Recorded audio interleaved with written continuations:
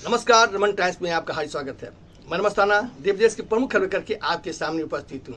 कल अमेरिकी राष्ट्रपति डोनाल्ड ट्रंप ने इजराइल के प्रधानमंत्री नेतन्याहू को फोन पर डांट लगाई।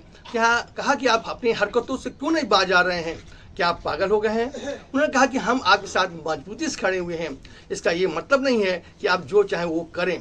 कहा अगर मैं ना होता तो आप सलाखों के पीछे होते, सभी लोग आपसे नाराज हैं।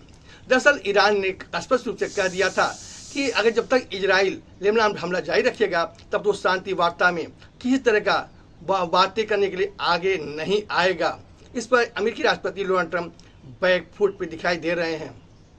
सीबीएसई बोर्ड की परीक्षा में ऑन स्क्रीन मार्किंग व्यवस्था पे उठे विवाद को देखते हुए केंद्र सरकार सख्त रुख अपनाते हुए तत्काल प्रभाव से चेयरमैन राहुल सिंह को और सचिव हिमांशु गुप्ता को उस पद से हटा दिया है।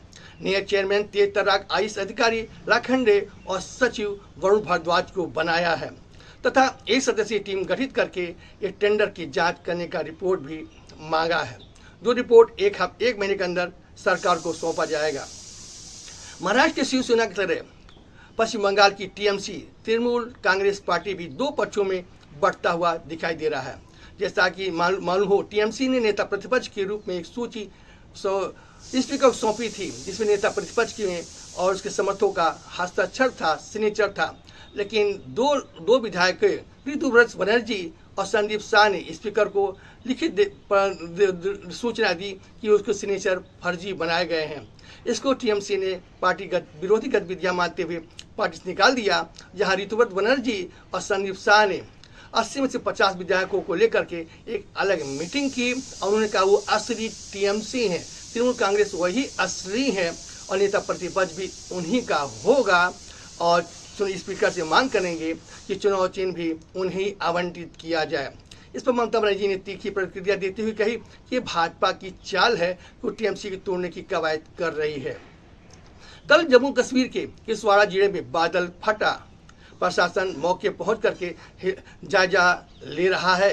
घटना के क्रम में सरकार सख्त है। उत्तर प्रदेश मुख्यमंत्री योगी आदित्यनाथ कल एक जनसभा को संबोधित करते हुए कहा कि अब उत्तर प्रदेश में कट्टा बम नहीं बनता है, मिसाइल बनता है। उन्होंने कहा कि सोहदे अगर बोली से नहीं मानते हैं तो गोली से मानना होगा। उन्होंने एक उदाहरण देते हुए कहा कि पहले पाकिस्तान जो रोज रोज भारत को मुंह चिढ़ाता है, उसको सीने पर जब भारत की मिसाइलें दगती हैं तो कांप उठता है, उसे गर्मी में भी ठंड का एहसास होता है। वो मिसाइलें उत्तर प्रदेश के लखनऊ में बनी हुई है, जो जिसका काट अभी पूरी दुनिया में नहीं बना है। वो मिसाइल ब्रह्मोस है जो लखनऊ में बनती है और उसके चोट से पाकिस्तान कराह उठता है।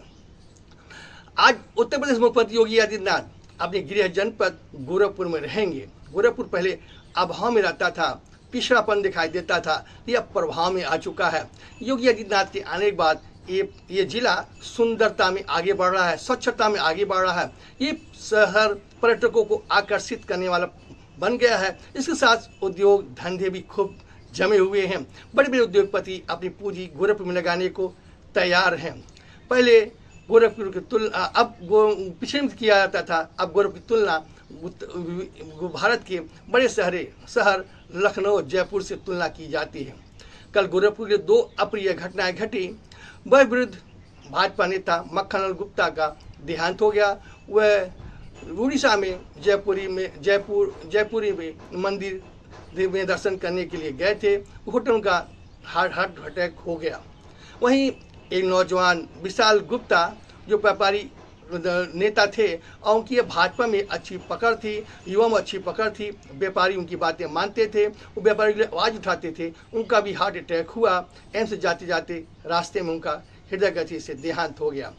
रमन टाइम्स उन्हें दोनों को श्रद्धासुमन अर्पित करता है।